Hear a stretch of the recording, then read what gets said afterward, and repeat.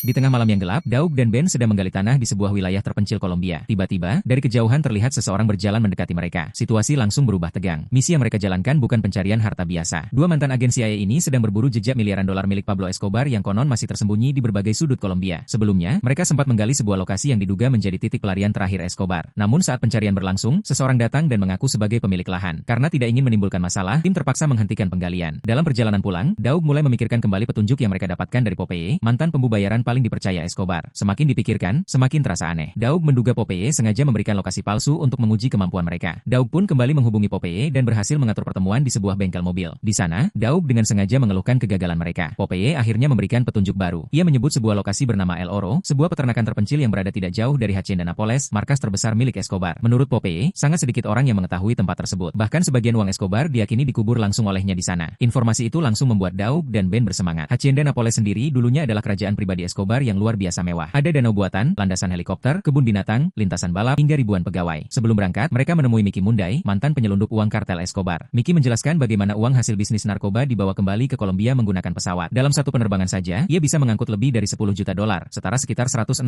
miliar rupiah. Petunjuk itu sangat penting. Setelah mengumpulkan cukup informasi, Daug dan Ben menuju wilayah Cocorna, tempat El Oro berada. Di sana mereka bertemu Ramon, seorang warga lokal yang selama bertahun-tahun juga mencari harta Escobar. Ramon kemudian mengantar mereka menyusuri sungai Cocorna yang mengalir di sekitar wilayah tersebut. Tim mulai menerbangkan drone untuk memetakan area dan mencari jalur pelarian yang mungkin pernah digunakan Escobar. Setelah itu mereka menyisir lokasi menggunakan detektor logam dan magnetometer. Menurut Ben, Escobar selalu memiliki rencana cadangan di setiap tempat persembunyiannya. Karena itu, jalur pelarian di dekat sungai sangat mungkin digunakan untuk menyimpan uang darurat. Beberapa jam berlalu tanpa hasil. Lalu tiba-tiba, detektor logam mengeluarkan sinyal yang sangat kuat. Semua anggota tim langsung menghentikan aktivitas mereka dan berkumpul di satu titik. Masalahnya, lokasi tersebut kini berubah menjadi area berlumpur dan dipenuhi endapan pasir. Jika memang ada sesuatu di bawah sana, menggali dengan sekop akan memakan waktu sangat lama. Mereka akhirnya memanggil alat berat. Ekskavator mulai mengangkat lumpur sedikit demi sedikit. Ketegangan semakin terasa setiap kali tanah dibersihkan. Kemudian terdengar bunyi benturan logam. Semua orang langsung menoleh. Saat lumpur disingkirkan lebih jauh, sebuah benda besar mulai terlihat. Itu adalah sebuah drum logam tua yang terkubur di bawah tanah. Jantung Daug dan Ben berdegup semakin kencang. Kini, untuk pertama kalinya, mereka benar-benar menemukan salah satunya. Namun ada satu masalah. Drum tersebut sudah dipenuhi lumpur dan endapan yang masuk selama puluhan tahun. Tidak ada yang tahu apakah di dalamnya masih tersimpan jutaan dolar peninggalan Escobar atau hanya sebuah wadah kosong yang kembali memberi harapan palsu. Dan untuk mengetahuinya, mereka harus membuka drum misterius itu.